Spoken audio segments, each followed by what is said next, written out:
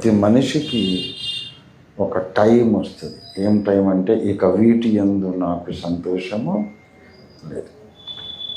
దీపం ఉండగానే మన ఆధ్యాత్మిక జీవితాన్ని చక్కబెట్టుకోవాలి.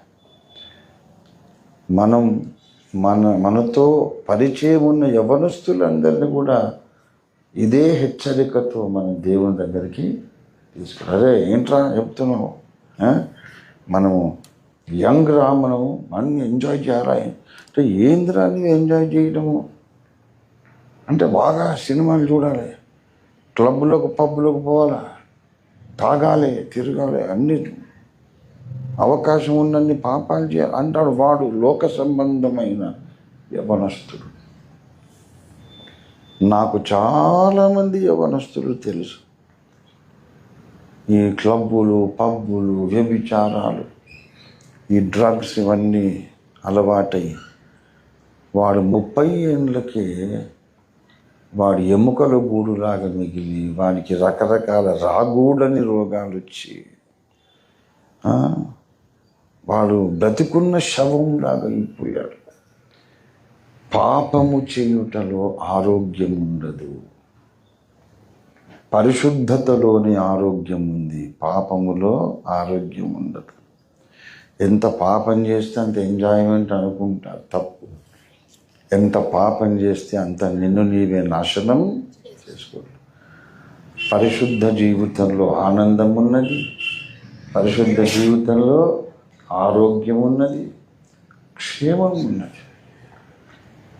ఎప్పుడు కాకపోతే ఎప్పుడు అనుభవిస్తావు అని అంటే దానికి ఒక టైం ఉంది. దేవుణ్ణి అడుగు, దేవుడు నీకు ఏది తక్కువ చేయడు. యెహోవా నా కాపరి, నాకు లేమి కలగదు. దేవుడు నీకు అన్నీ ఇస్తాడు. ఇప్పటి జీవితానికి, రాబోయే జీవితానికి అన్నీ ఇస్తాడు. అట్లాగని మనం కట్టడి లేకుండా, కట్టుబాటు లేకుండా, క్రమము లేకుండా లోకంలో పడి ఆ లోక సంబంధమైన యవనస్తులలాగా అన్ని చెడు కార్యాలు చేస్తే మన భక్తి పాడైపోతుంది, మనశ్శాంతి ఉండదు, ఆరోగ్యం చెడిపోతుంది. అన్ని విషయాల్లో కూడా మనం సర్వనాశనం అయిపోతాం. భక్తి ఎక్కువ చేసి పాడైపోయినోడు ప్రపంచ చరిత్రలో లేడు. భక్తి ఎక్కువ చేసి, ప్రార్థన ఎక్కువ చేసి, బైబిల్ ఎక్కువ చదివి, పరిశుద్ధంగా ఉండి పాడైపోయిన వాళ్ళు ప్రపంచ చరిత్రలో ఒకడైనా లేరు. దేవుణ్ణి విస్మరించి, నిర్లక్ష్య పెట్టి, ప్రార్థనను, పరిశుద్ధతను ప్రక్కన పెట్టి పాడైపోయిన వాళ్ళు 100 కోట్ల మంది. అతి సర్వత్ర వర్జయేత్.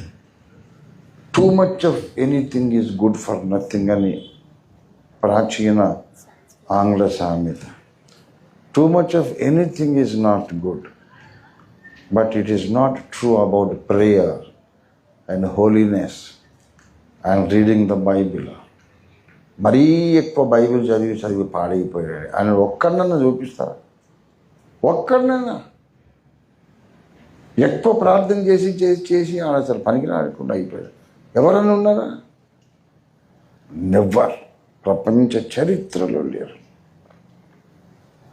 కనుక ఈ లోకపు ఆకర్షణలు నాకు వేసి, నా యేసయ్య పాద సన్నిధి కావాలి. నా సృష్టికర్తను నేను స్మరణకు తెచ్చుకుంటా. నా సృష్టికర్త కొరకు నేను బ్రతుకుతా. నా సృష్టికర్త చిత్తము జరిగించుకుంటా అని నువ్వు ప్రతిష్ఠించుకుంటే నీకు ఆరోగ్యం ఉంటుంది, ఆనందం ఉంటుంది. ఆ గిల్ట్ అనేది ఉండదు. తప్పు చేశాననే భయము అది ఉండదు. నీ కాన్షియన్స్, మనస్సాక్షి క్లియర్గా ఉంటుంది. ఆరోగ్యం, ఆనందం, నీ జీవితం శక్తివంతంగా ఉంటుంది.